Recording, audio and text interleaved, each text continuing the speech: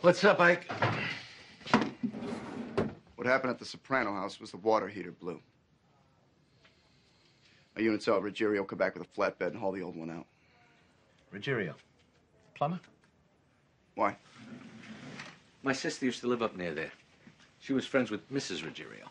Yeah, it's Mr. Ruggiero's neighborhood. Anyway, we have to get this thing in there before Warner goes stale. Boy, we've had every one of Tony's phones bugged for 4 years.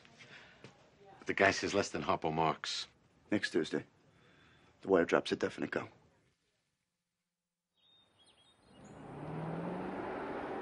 Bingle has left the building.